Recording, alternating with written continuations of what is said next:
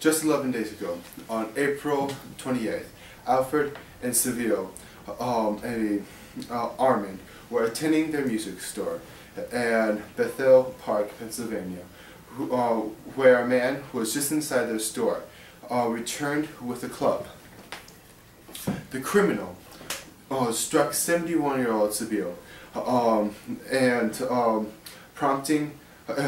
struck 71 Seville in the head, prompting a physical altercation between 73-year-old Alfred and the attacker. During the struggle, Alfred retrieved a .38 caliber during the attack and shot the criminal, killing him. Seville and Alfred survived with minor injuries during the engagement, but Seville assumed the local media that she was a tough cookie. This article came from the Pittsburgh Tribune Review, Pittsburgh, Pennsylvania, on April 28th. This article and many more like it can be found in the NRA website called Armed Citizens, which is a website dedicated to law and ordered citizens who carry guns to protect themselves and their property and their family. I am Andrew Parke, and I'm going to convince you that even if you don't have to own guns, you need to support the Second Amendment and the Constitution. Because if the government takes away our liberty and our rights to own weapons, then what will their next step be? The gun control debate is necessary to all Americans, even if you don't own guns. As an American, I have the liberty and the right to own and bear arms. Owning and bearing arms is a constitutionally protected right, as well a liberty given to us by God. And if we don't support the effects of the groups such as the NRA and the Heritage Foundation, we will just give guns into criminals' hands, leaving us, the law-abiding citizens, vulnerable and defenseless. Today, I will present to you what the Second Amendment's rights are, the biblical basis of self-defense, and Liberty's University new policy on concealed carry, and to support and to show you why you should support organizations like the Heritage Foundation and the NRA that protect our rights. Most importantly, I would like to start with owning and bearing arms is the constitutional protected right. The Second Amendment states the right of the people to keep and bear arms shall not be infringed. Annie Pale, a writer for the Heritage Foundation, wrote an article on April 17th, 2013. Senate gun control bills erodes your right and your policy and your privacy.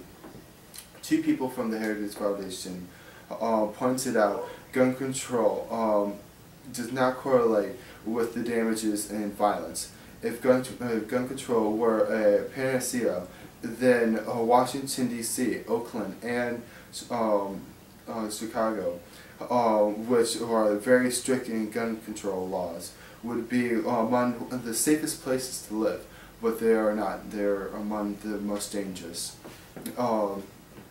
This emphasizes the issue that legislation infringement on our rights does not lead to safety, but keeps the guns in the hands of criminal and leaves us, the law-abiding citizens, defenseless.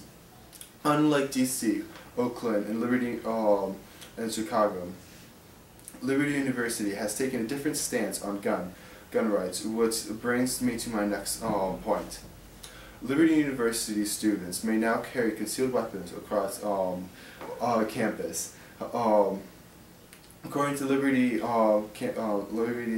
campus online, on April 16th, students who possessed a permit accepted by the Commonwealth of Virginia and who are also approved by Liberty University's police department are allowed to carry concealed in all areas of campus except dorm halls.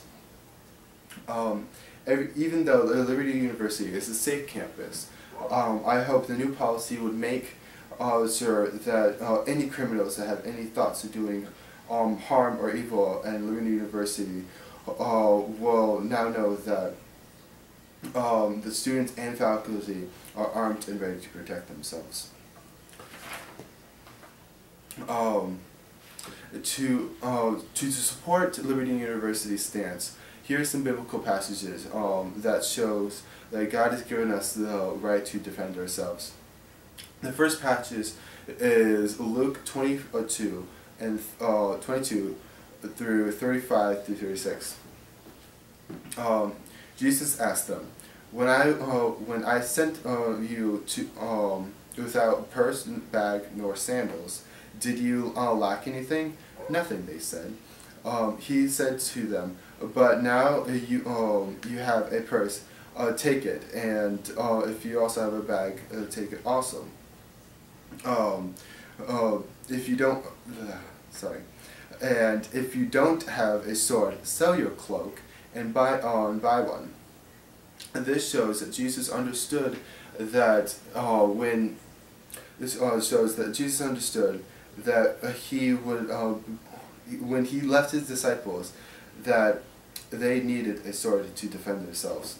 And let us not forget the verse that's inscribed on our Liberty Bell. Leviticus 25:10 states, proclaim liberty throughout all the land and the inhabitants therefore. This liberty includes the liberty that we found in the Second Amendment to bear arms. Thus, this brings me to my final point. We must support the effects of the groups such as the NRA and the Heritage Foundation. According to NRA's website, the leaders instruct gun safety classes and all the other problems that goes with that. They're world recognized by fighting for the freedoms for our Second Amendment rights and other things like that. The Heritage Foundation also supports the Second Amendment rights. They are a think tank whose mission is to formally promote conservative public policy based on the principle of free enterprise and limited government and individual freedom and fundamental American values and a strong national defense. Both groups lobby on gun control to fight for their rights to bear arms and our liberty.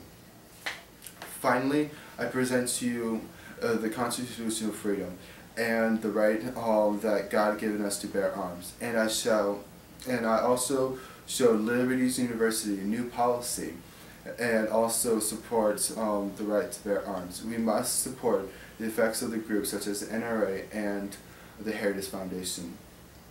Owning and bearing arms is a constitutional protected right, as well as a liberty given us by God. If we do not support the effects of the groups such as the NRA and the Heritage Foundation, then we will give away our rights and leave guns in the hands of criminals and leaving ourselves vulnerable and defenseless. Let me ask you, what if you were that man in the store, helplessly watching your wife being beat by a bat? How would you feel if you didn't have a firearm? Don't let the government take away your best defense.